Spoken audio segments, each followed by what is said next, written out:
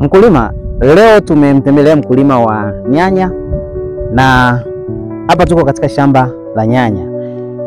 Ninataka kuzungumza na wewe kuhusiana na umuhimu wa hatua hii ambayo nyanya hii imefikia. Hapa ilikofikia imefikia hatua ya maua na matunda. Kama ambavyo unaweza kaona ina maua lakini ina matunda makubwa ngazi za chini huku, lakini na matunda madogo inaendelea kutoa matunda na maua.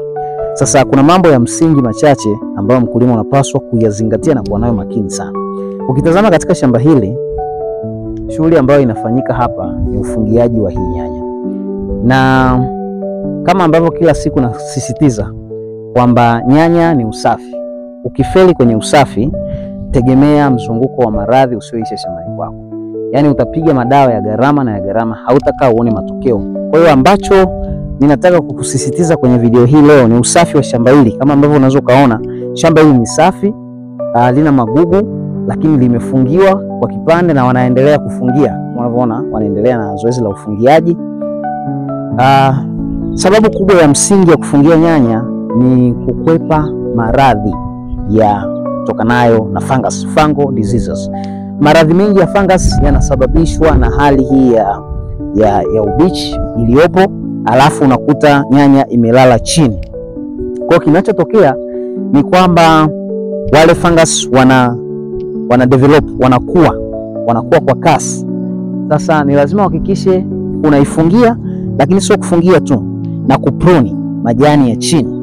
Kwa mfano hapa, kama unanisogeza kamera, kwa mfano hapa kwenye hii nyanya hii, majani tunayozungumzia kupruni jamani ni haya. Haya majani ambayo yameshakomaa tayari, haya ni ya kutoa. Unaweza kaona hili jani tayari limeshageuka kuwa la njano, lakini lina madoadoa, lakini limeshakomaa. Hili halikuongezea chochote mkulima, zaidi linakuletea maradhi. Huyu ni agenti mkubwa wa maradhi kwenye hili shamba. Maana yake sasa huyu mkulima anachotakiwa kukifanya ni kufungia kama hivi, na baada ya hapo hakikishe majani ya sampuli hii hayabaki kwenye shamba lake. Lazima ayapruni. Apruni, atupe mbali kabisa. Kushindwa kufanya hivyo itapelekea kupandisha haya maradhi juu, na matokeo yake utapiga dawa utaona matokeo. Tukiangalia huku mwanzo, huku amefanya vizuri. Unaweza ukaona eneo kama hili amejitahidi, japo bado majani mengi ya chini hajayapunguzia. Kwa hiyo haya yote ni ya kutoa. Ngoja tufanye mfano kwenye mche huu uone vile ambavyo inatakiwa ufanye mkulima. Haya yote haya ni ya kuyatoa. Haya ni ya kutoa. Haya toa. Inabidi utolee namna hii.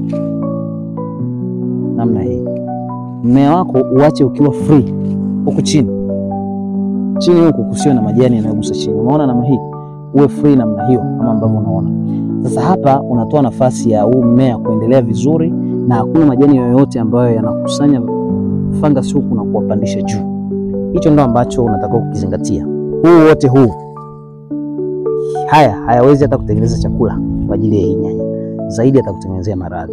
Kwa hiyo hicho ndo ambacho nilitaka nikisisitize kwenye zoezi hili la ufungiaji na kupruni. Haya ni mambo yanayoenda kwa pamoja, kupruni na kuifungia nyanya iwe juu. Ncha kilimo tunasema kilimo ni maisha, kilimo ni ajira. Tukutane shambani.